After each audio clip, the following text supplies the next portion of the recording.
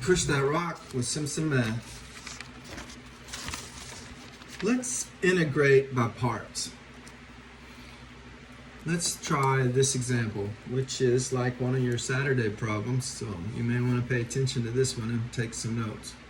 To integrate by parts, you have to have an f and you have to have a g prime. So we have two functions.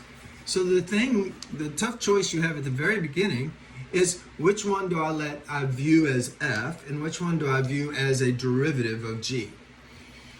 And there's a nice little mnemonic device that if you played around with this long enough, you'd understand why it works.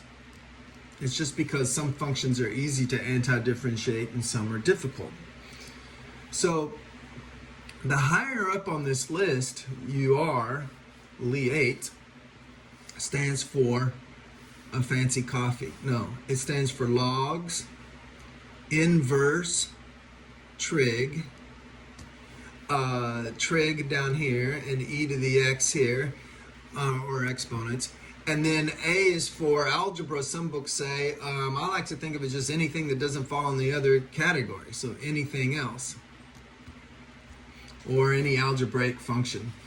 I bet logs are algebraic functions, so I'm not really sure about that category. But anyway, now I think of F being first in the alphabet and then G second. So I put F up top. Now the closer I am to the top, the more likely I am to be F, and the closer I am to the bottom, the more likely I am to be G prime. So e to the x is always on the bottom, and so I make G prime e to the x. And you see why? Because it's very easy to anti-differentiate e to the x. You just do the slide that mother back up there rule. You get e to the x. So that means if I let G prime be e to the x, that F must be x cubed. Okay, so F prime then is 3x squared using the power rule.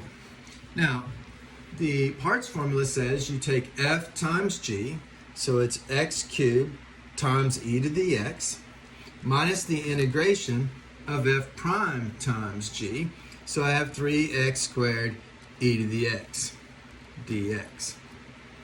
Okay, so that's good so far, but we still have this integration symbol, and notice we still have a polynomial just like before times e to the x. So clearly we're going to have the same choices. We're going to make the same choices. So I'm going to make G prime e to the x, and G then is e to the x because the antiderivative of e to the x is e to the x. And my new F is 3x squared. I could have kicked the 3 out, but it doesn't matter. And my new F prime then is 6x. How about that? 2 times 3 and subtract 1. So now I'm going to use the formula on this, but the formula is a binomial, and notice I have a minus here. So this is where students mess up.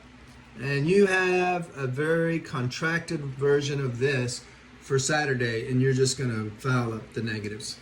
And I'm sorry, this is what's going to happen to you. But the way to avoid it is to open up a bracket and have this minus out front. Do your anti-differentiation by parts, or use of, whatever you're going to use, and then distribute the negative as necessary before doing anything else. I'm warning you now. You're not going to take my warning because you don't want to spend the extra 5 minutes, and so therefore you're going to miss it. That's okay. They're your points. You can throw them away if you want. All right, here we go. So I go F times G. So I get 3x squared times e to the x minus the integration of f prime times g. So I get 6x e to the x dx. Now, I see that I have a parts situation again because I still have a polynomial times e to the x, just like before. So I'm going to use parts again. But before I do, I'm going to take the time to distribute that negative. You probably won't. You probably think you're so good that you won't make a sign mistake, and therefore you'll probably lose points. Just saying, I've been teaching for 12 years. A lot of students hear me say stuff like that and then they take it as a challenge. You know what? I'm going to prove to Mr. Simpson that I don't have to spend a step distributing a negative. Yeah, and then I put a negative right here. Yeah. Okay, so anyway, now what are we going to do? Well, this time, we're still going to let g prime be e to the x. See, there's our g prime. So that means the antiderivative of e to the x again is e to the x. But this time, my f is going to be 6x, which means when I take the derivative of that, my f prime is just 6. So I'm going to go f times g. Oh, this time I don't have to worry so much about the double negative because we have a plus here. Oh yeah, because we took the time to do that.